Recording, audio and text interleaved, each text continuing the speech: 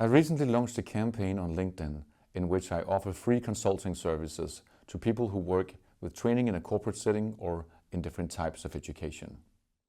And I figured it could be fun to make a few videos where I show some of the themes that we might touch upon. In this video, I'm going to talk about learning objectives, how to set them, and how to meet them.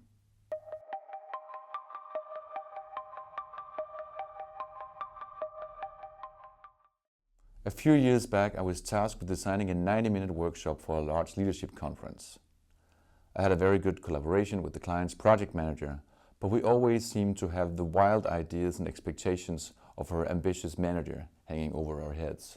So in my frustration, I came up with this analogy. It's like taking a bunch of people who have never played piano before, teaching them how to play the instrument, and after 90 minutes, have them perform Beethoven's Moonlight Sonata in front of an audience.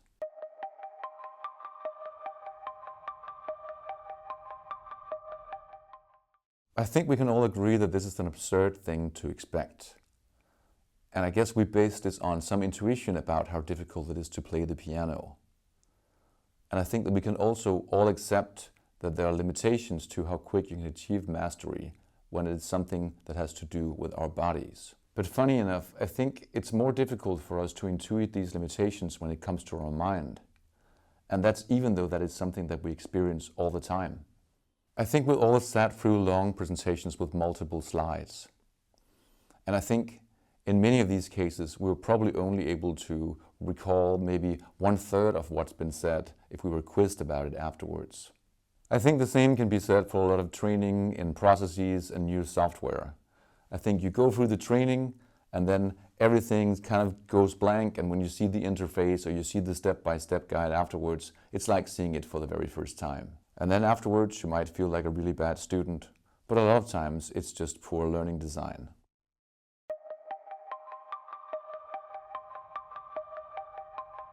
So when designing for optimal learning, you can set learning objectives both for content and for how deep the learning is supposed to be. And then you can choose the modes of learning to support this, and from that you can calculate your time allocation.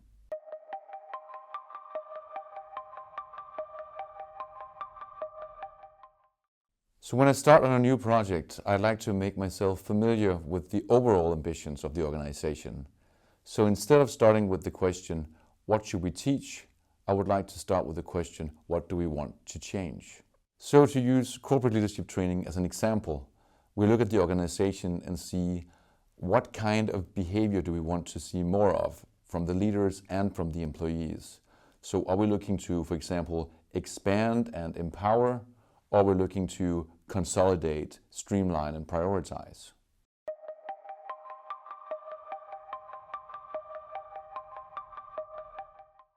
With the high-level ambitions in place, I make a list of specific learning objectives. It should be very clear what the participants can take away from the session, and also at which level of learning. I will get back to this in a minute, but I would say I distinguish between 3 levels, so that will be awareness, knowledge, and mastery. The list of learning objectives is then prioritized in 2 ways. First of all, which objectives are the most important, and secondly, which objectives are associated with the deepest levels of learning.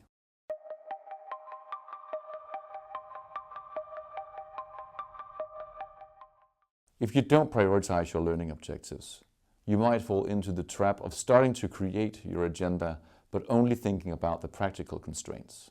So it's so often that I've met with a client, they have started to draft an agenda, and then it's like 30 minutes for each topic, 2 coffee breaks and a lunch, and then that's it. And once we start working with it, we just get into all of these troubles because the plan doesn't hold and we need to recalibrate. Also, I want to say that there's nothing wrong with respecting the practical constraints. All I'm saying is that if you have worked consciously with prioritizing the different learning objectives, it becomes easier to make good design choices. It becomes easier also to justify these if they're challenged by different stakeholders.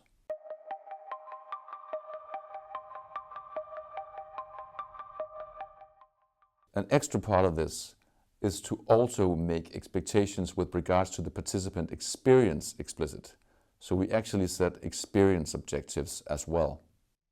So for example, should the process be fun and energizing, or should it feel like serious work? Or should they network with each other and get to know each other? Or is it okay that they work with people from within their own team? I think it's important to say also that learning objectives and experience objectives, they can be in conflict with each other, and there'll be some trade-offs to manage.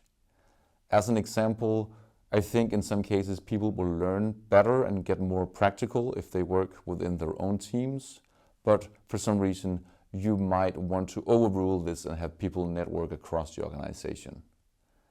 And so there'll be trade-offs all the way down, and that's one of the reasons why you need these strong hierarchies for the different types of objectives and what you want to achieve with this particular program or session.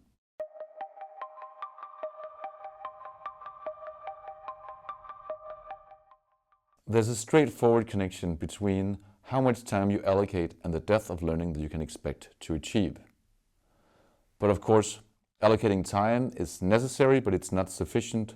You also need to choose the correct or the optimal modes of teaching. So I want to go through the example that I mentioned at the beginning about Beethoven, and I want to talk about 3 levels of learning: awareness, knowledge, and mastery.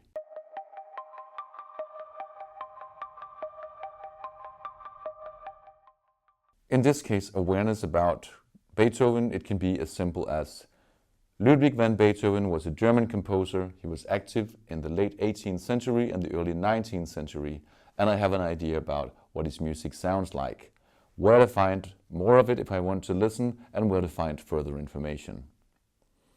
So if this is the level of learning that is expected, I can teach that to participants quite quickly. We can talk about it and I can play a few examples. If I were to go just a little bit further, I would give the participants different little tasks. So that could be go and find Beethoven tunes that would meet certain criteria, or it would be participate in quizzes in which they have to distinguish the music of Beethoven from the music of, say, Bach, Handel, or Mozart. I think that would help them identify Beethoven's music a little bit better in the future.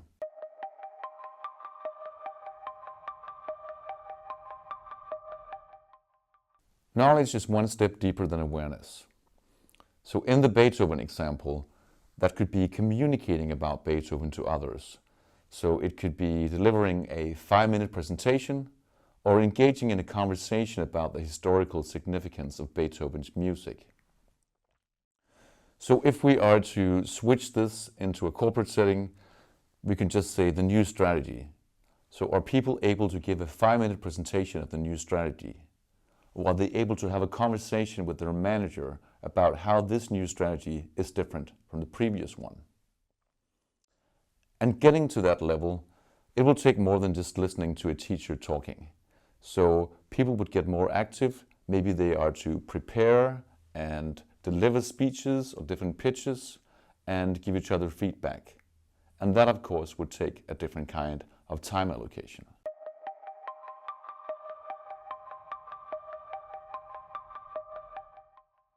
Mastery is the deepest level of learning. I know that the word may sound a little bit extreme, but it doesn't mean that in the Beethoven case, everyone should be piano virtuosos after the session. It means performing a certain real-life task to a certain standard.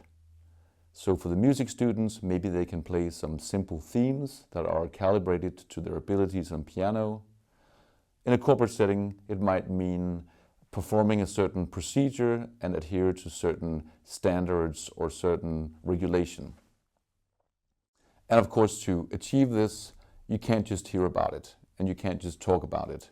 You will have to actually rehearse doing it, and you might also need to engage in some feedback sessions. And both of these will take time. So the main takeaway is that if you have a learning objective and that is tied to a deep level of learning like mastery, that is where you allocate most of your time.